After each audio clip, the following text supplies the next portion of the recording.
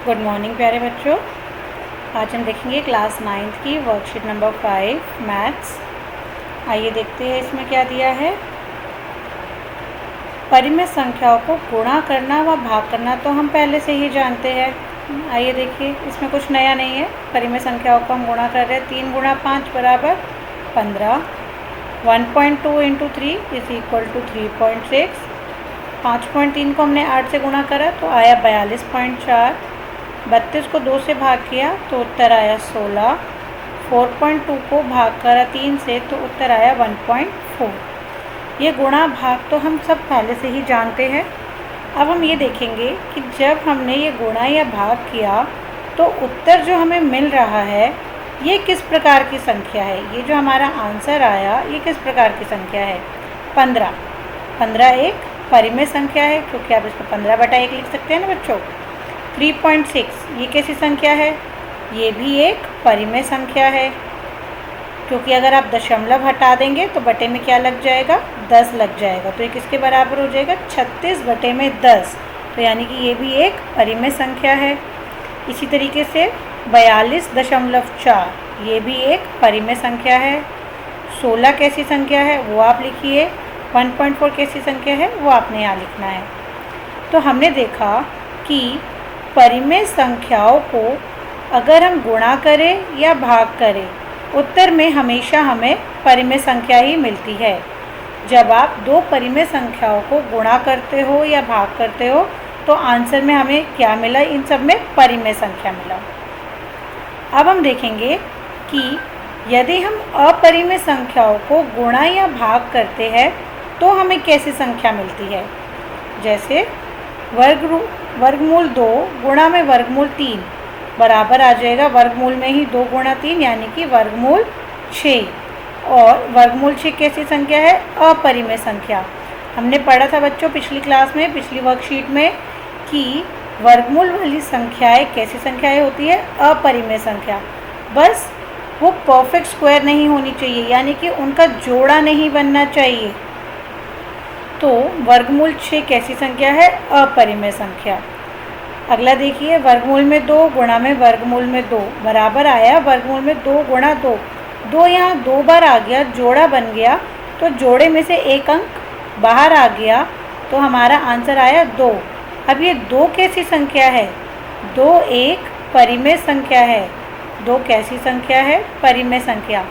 तो हमने देखा कि जब हमने 2 अपरिमेय संख्याओं, वर्गमूल 2 जो था वो एक अपरिमेय था, जब हमने 2 अपरिमेय संख्याओं को गुणा किया तो उत्तर में हमें क्या मिल गया, परिमेय, क्योंकि यहाँ पे क्या बन गया था, संख्याओं का जोड़ा बन गया था। अगला एग्जाम्पल देखते हैं।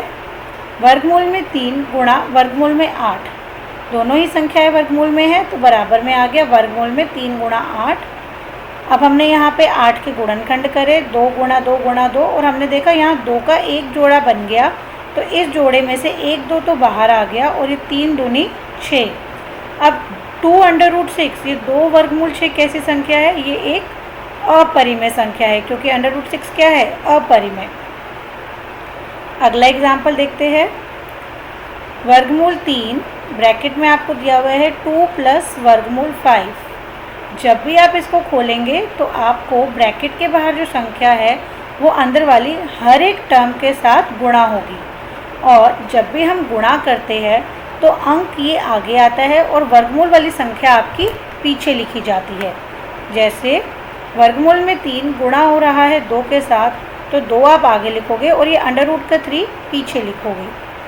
अब ये √3 किससे गुणा हुआ, √5 से। √5 इंटू √3 लिखा गया है बराबर 2√3। 2 को √3 से गुणा किया तो हमें मिला 2√3। ये दोनों अंडर रूट में थे तो ये अंडर रूट में 3 इंटू 5 यानी कि 2√3 प्लस 3 पंजे 15।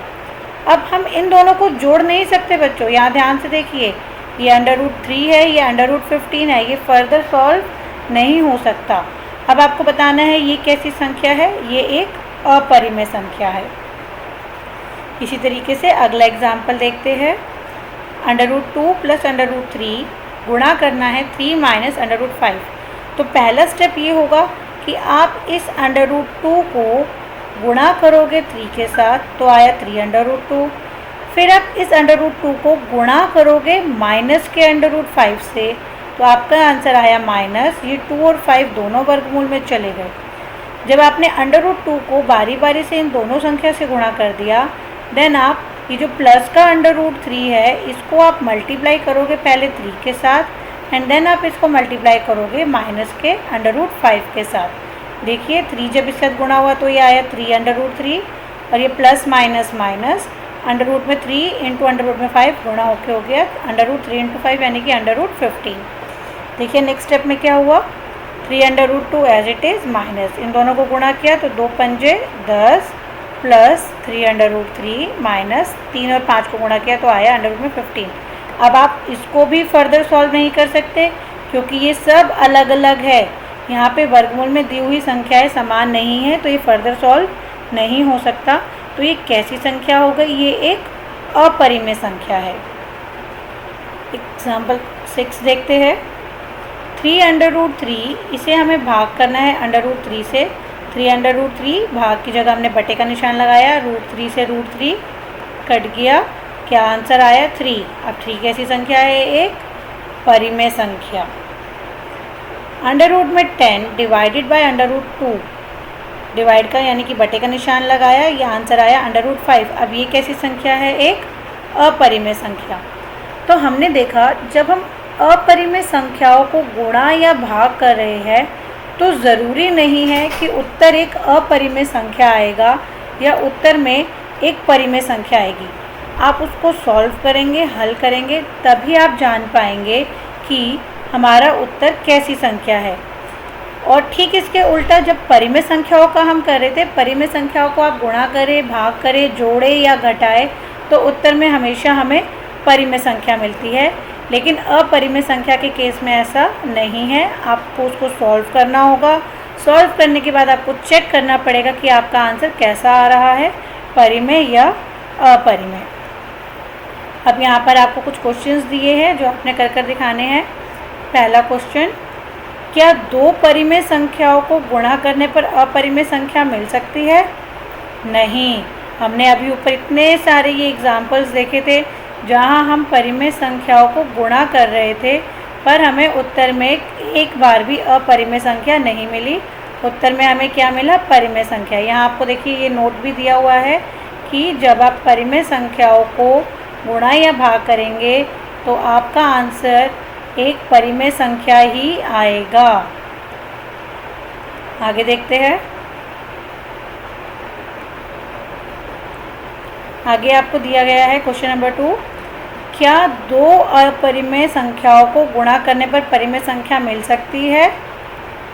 बताइए, मिल सकती है? हाँ बिल्कुल मिल सकती है। अभी हमने ऊपर एग्जाम्पल देखा, ये देखिए 6 नंबर का एग्जाम्पल जिसमें हमें एक 2 अपरिमेय संख्या आई थी और हमने सॉल्व किया, हमें मिला एक परिमेय संख्या।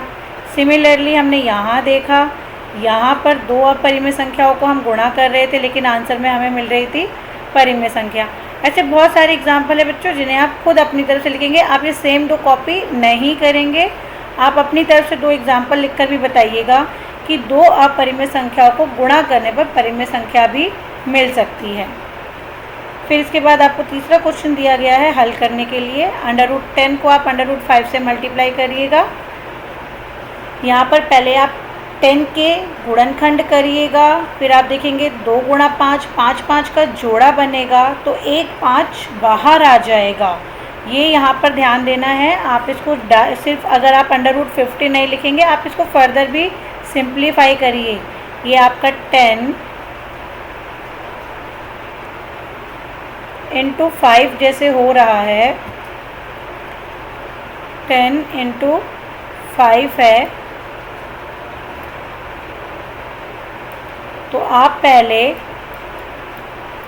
10 के गुणनखंड करेंगे, 2 गुणा 5 और 1 5 आपके पास पहले से ही दिया गया है तो ये 5 का जोड़ा बन गया। तो आप इसको लिखेंगे 5 √ में 2। इस तरीके से आपको करना है। यहाँ बी क्वेश्चन में भी 6 के आप गुणनखंड करिएगा, जोड़ा बनाइएगा और 3 को बाहर निकालिएगा।